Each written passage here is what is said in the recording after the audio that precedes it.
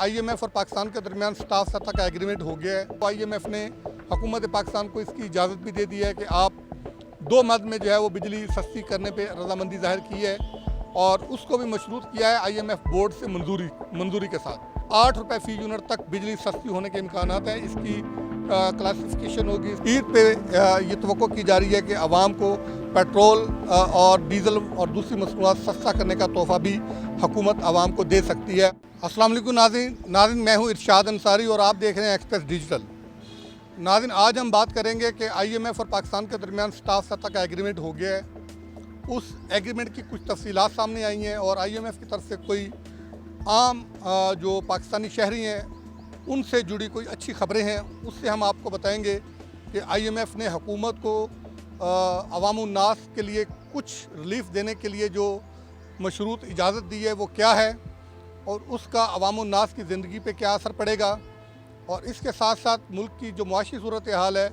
उस पर जो है उसके क्या असरात पड़ेंगे और IMF के साथ जो मुआहिदा हुआ है उसका मुल्क की इकॉनमी पे सर-ए-दस्त और मुल्क की स्टॉक मार्केट पे क्या असरात आए हैं और ये हम आपको बताएंगे। और इसके साथ साथ जो इंटरनेशनल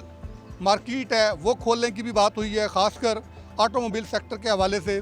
कि उसको इंटरनेशनल मार्केट के लिए जो है उसको खोला जाए और ऑटोमोबाइल सेक्टर के लिए ड्यूटी टैक्सेस की शरह कम करने की बात हुई है। उसका ऑटोमोबाइल सेक्टर पे क्या असर पड़ेगा, आवाम को गाड़ियाँ कितनी सस्ती मिलेंगी, ये हम थोड़ी सी डिटेल जो है वो आपसे शेयर करेंगे। साथ साथ बजट के हवाले से कि चूँकि बजट भी इसी से जुड़ा हुआ था, जो IMF की टीम आई है उसके साथ बजट शेयरिंग हुई है, बजट की प्रपोजल्स पे डिस्कशन हुई है, रेवेन्यू टारगेट और GDP टारगेट, फिस्कल डेफिसिट और इसी तरह डेट जो है वो उस पर सारी तफसीली जो है वो गुफ्तगू हुई है। उस पर हम थोड़ी सी बातचीत करेंगे कि इसमें बजट किस किस्म का हो सकता है, उसमें आवाम को किस हद तक रिलीफ मिलेगा या आवाम की मुश्किलात बढ़ेंगी। सबसे पहले हम बात करते हैं कि IMF और पाकिस्तान के दरमियान जो स्टाफ सतह का मुआहिदा हुआ है उसकी रात जो है वो डिटेल सामने आई है। अगरचे पाकिस्तान और IMF के दरमियान मुज़ाकरात कोई हफ्ते से डेढ़ हफ्ते के दरमियान पाकिस्तान में रहे हैं और उसके बाद जब पाकिस्तान से IMF की टीम वापस गई है तो उसने एक अलामिया जारी किया और उसमें बताया गया कि अगरचे स्टाफ सतह के एग्रीमेंट पे कुछ पेशरफ्त हुई है लेकिन वर्चुअल बातचीत जारी रहेगी। इस वर्चुअल मुज़ाकरात के दौरान बहुत सारी चीज़ें हुई। उसमें कभी IMF बिजली सस्ती करने की इजाज़त देता था, कभी फिर रोक देता था और उसकी वजह ये होती थी कि IMF को जो अल्टरनेट प्लान दिया जाता था IMF उस पर मुतमिन नहीं होता था। अब अगर IMF मुतमिन हुआ है तो IMF ने हुकूमत पाकिस्तान को इसकी इजाज़त भी दे दी है कि आप 2 मद में जो है वो बिजली सस्ती करने पे रजामंदी जाहिर की है और उसको भी मशरूत किया है IMF बोर्ड से मंजूरी के साथ। पहला ये है कि कार्बन लेवी लगाई जाएगी कैपिटल पावर प्लांट्स की, जो उनको जो गैस पे चूँकि वो चलते हैं उससे गैस का अखराज होता है तो उस पर कार्बन लेवी जो है वो आयद की जाएगी। उस लेवी की मद में जो एडिशनल रेवेन्यू आएगा उसका कुशन जो है वो सार्फिन को बिजली सस्ती करने की मद में रिलीफ के लिए इस्तेमाल किया जाएगा। वो 1 रुपये फ़ी यूनिट तक बिजली सस्ती हो सकती है। और दूसरा जो कुशन है वो जो पेट्रोलियम मसनूआत की कीमतों में इंटरनेशनल मार्केट में कमी हुई थी लेकिन पाकिस्तान में उसको उस तरह से पास ऑन नहीं किया गया था, उसकी मद में जो 165 से 70 अरब रुपए का गवर्नमेंट को कुशन मिलना था वो आम जो सार्फिन है उनको रिलीफ देने के लिए इस्तेमाल होना था। वो कोई आलमोस्ट 6.5-7 रुपये फ़ी यूनिट के लगभग बनता है। तो ये टोटल 8 रुपये फ़ी यूनिट तक बिजली सस्ती होने के इम्कान हैं। इसकी क्लासिफिकेशन होगी, स्टेजेस होंगी कि किस स्टेज को किस शोबे को कितना रिलीफ मिलेगा। इसमें डोमेस्टिक सरफरिस्त हैं, फिर इंडस्ट्रियल हैं, इसी तरह फिर दूसरे सेक्टर्स हैं जो हुकूमत की प्रायोरिटीज़ तय की हुई हैं उसके मुताबिक रिलीफ दिया जाएगा। और तवक्को ये की जा रही है कि वज़ीर-ए-आज़म मियां शहबाज शरीफ इस पर जल्द ऐलान करेंगे। इस पर कल मीटिंग भी हुई है काबीना की, उसमें असूली तौर पे अप्रूवल्स भी जो है वो मिली हैं। तो तवक्को ये की जा रही है कि अगले चंद दिन में वज़ीर-ए-आज़म इसका बाज़ाब्ता ऐलान कर देंगे, लेकिन इतलाक़ हो सकता है 1 अप्रैल से कर दिया जाए। अगर 1 अप्रैल नहीं तो फिर जो है वो 15 अप्रैल से इसका जो है वो इतलाक़ किया जा सकता है, लेकिन ये मशरूत है मंजूरी के साथ और अनाउंसमेंट के साथ। तो ये एक मईशत के लिए और आवाम के लिए अच्छी खबर है, क्योंकि अगर बिजली सस्ती होती है तो इसका ओवरऑल इम्पैक्ट पूरी इकॉनमी पर पड़ता है। Cost of doing business, cost of production कम होती है, ट्रांसपोर्टेशन पे इसके असरात पड़ते हैं। और फिर इसी तरह तवक्को ये भी की जा रही है कि इंटरनेशनल मार्केट में पेट्रोलियम मसनूआत की कीमतें मज़ीद कम हुई हैं और ईद पे ये तवक्को की जा रही है कि आवाम को पेट्रोल और डीज़ल और दूसरी मसनूआत सस्ता करने का तोहफ़ा भी हुकूमत आवाम को दे सकती है और उसमें ये तवक्को की जा रही है कि 4 से ₹4.5 रुपये फ़ी लीटर पेट्रोल सस्ता होने का इम्कान है। और जो माहिरीन हैं और जो ओगरा और वज़ारत ख़ज़ाना और पेट्रोलियम के हुकाम हैं, उनका ये कहना है कि शायद ये भी जो कमी थी ये ज़्यादा इस बात का इम्कान था। लेकिन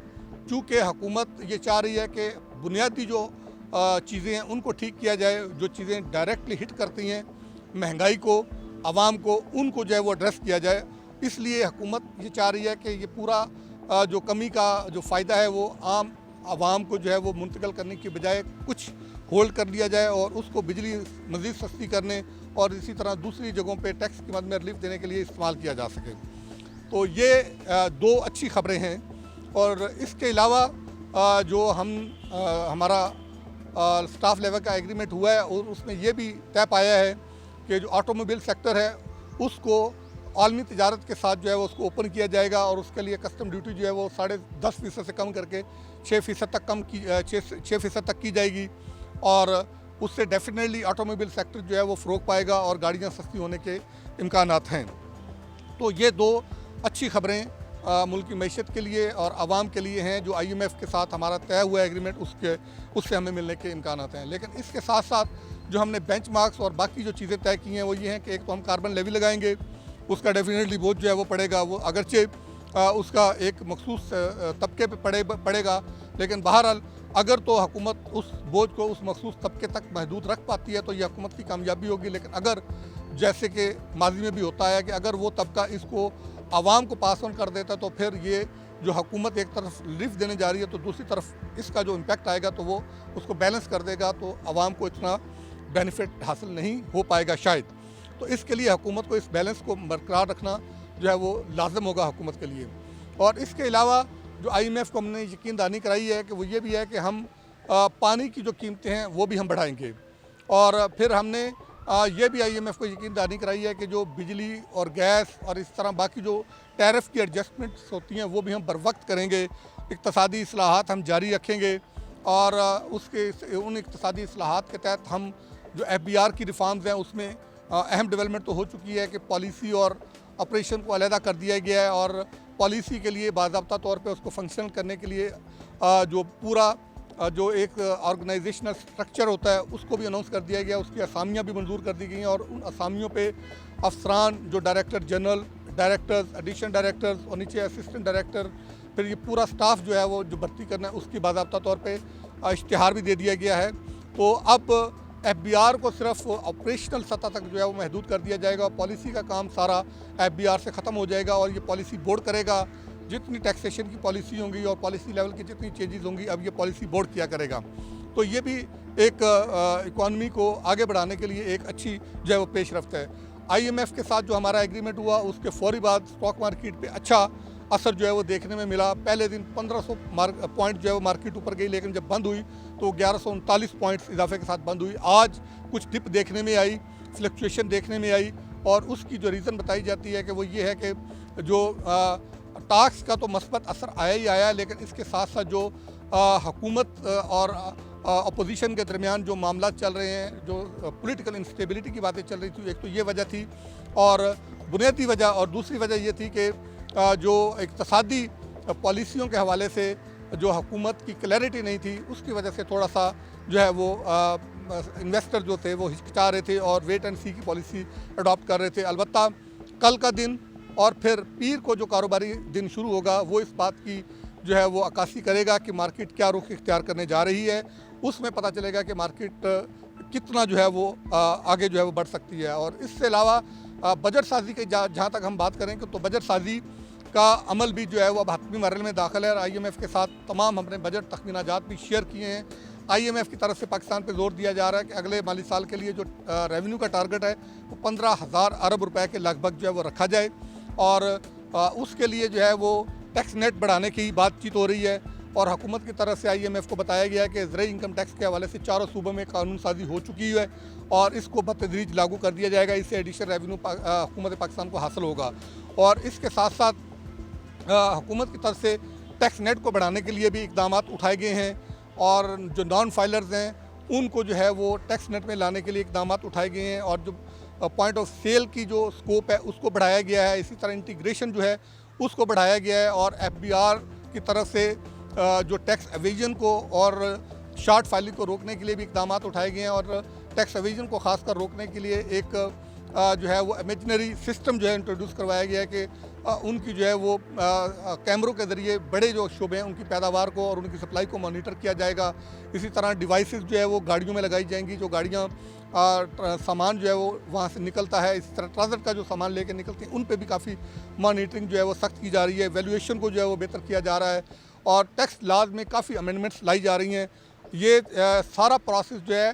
पहले ताजर और सनतकार बरादरी के साथ मशावरत करके जो है वो मुकम्मल किया गया, फिर उसकी रोशनी में इसे IMF के साथ शेयर किया गया। IMF को इन सारे मामलात में ऑन बोर्ड लेके इन सिफारिशात को हतमी शक्ल दी गई है और तवक्को ये की जा रही है कि ईद के फौरी बाद मनसूबाबंदी कमीशन में जो एनुअल प्लान कोऑर्डिनेशन कमेटीज़ हैं उनका इजलास शुरू हो जाएगा और फिर जो है वो अगले माली साल के लिए जो तरक्याती मनसूबा है PSD उसको भी फाइनल किया जाएगा। सूबों के साथ इस पर मुशावरत की जाएगी और बजट में जो अहम स्टेक होल्डर होता है वो होते हैं सरकारी मुलाजमीन, वो भी आस लगाए हुए होते हैं। हमारी वजारत ख़जाना के हुकाम से बातचीत हुई है, उनका ये कहना है कि इस मरतबा अगर सरकारी मुलाजमीन को इजाफा देखने को मिला तो वो 10% के इससे ज़्यादा नहीं होगा और ये भी मुमकिन है कि ये इससे भी कम हो या इसको होल्ड कर दिया जाए, क्योंकि IMF के साथ जो मामला तय पाए हैं उसमें IMF ने इस बात को कंसीडर भी किया है कि महंगाई 2015 के बाद सबसे कम तरीन सतह पे जो है वो आ चुकी है और तवक्को ये की जा रही है कि अभी इस साल भी 5 से 7% के लगभग महंगाई रहेगी। अगर हुकूमत सरकारी मुलाजमीन की और इसी तरह रिटायर्ड मुलाजमीन की पेंशन में इजाफे को महंगाई के साथ भी जोड़ती है तो फिर भी ये इजाफा 5 से 10% ही बनेगा। तो और दूसरी तरफ हमारा पे एंड पेंशन का बिल इतना स्वेल कर चुका है कि IMF का दबाव है कि इस बिल को जो है वो कम किया जाए और उसी बिल को कम करने के लिए हमने जो है वो राइट साइजिंग की पॉलिसी अपनाई, वजारतों को कम किया, डिवीज़नों को कम किया, बहुत सारी कोई 1 लाख से ज़्यादा असामियाँ हमने ख़त्म कर दी और ग्रेड 1 से 4 की जो असामियाँ हैं उनको तो हम बिल्कुल ही फ़ारग कर रहे हैं और वो हम आउटसोर्सिंग की तरफ जा रहे हैं कि यानी उसका बोझ जो है वो आम आवाम पे नहीं, हुकूमत पर नहीं होगा और वो कंट्रीब्यूटरी पेंशन की तरफ जाएंगे। जिस तरह EOBI के लोग जो है वो पेंशन वसूल करते हैं, इसी तरह फिर ये भी उसी सिस्टम के तहत जो है कंट्रीब्यूशन फ़ंड के ज़रिए जो है जो पेंशन होगी उससे हासिल किया करेंगे। इसमें नाज़रीन एक बात हम ज़रूर जो है वो करेंगे कि EOBI का जिक्र आया तो ये तबका हमेशा से हुकूमत की तरफ से नेगलेक्टेड रहा है, तो ये भी इसी मुल्क का हिस्सा हैं, ये बुजुर्ग लोग होते हैं। EOBI पेंशनर्स की पेंशन को भी बढ़ाना चाहिए। इसको हुकूमत ने 10-15 हज़ार तक कैप किया हुआ है। 10-15 हज़ार रुपये से आजकल जो है वो एक ख़ानदान का कैसे गुजारा मुमकिन हो सकता है। तो ये लोग आवाज़ ज़रूर उठाते हैं मगर इनकी आवाज़ उस तरह ऐवानों तक नहीं पहुंचती, इनकी उतनी या कह लें यूनिटी नहीं है या इतनी इनकी स्ट्रेंथ नहीं है कि आवाम की आवाज़ जो है वो ऐवानों तक नहीं पहुँच पाती। तो हमारी कोशिश है, हमने ये कोशिश की है कि इनकी आवाज़ अरबाब इख्तियार तक पहुँचाएँ। हुकूमत को चाहिए कि अगले बजट में बाकी तबके के साथ साथ EOBI जो पेंशनर हैं उनकी पेंशन को भी बढ़ाया जाए। ये कम से कम 30 से 35 हज़ार रुपये माहाना होनी चाहिए ताकि ये लोग बाइज़्ज़त तरीके से अपनी ज़िंदगी जो है वो बसर कर सकें।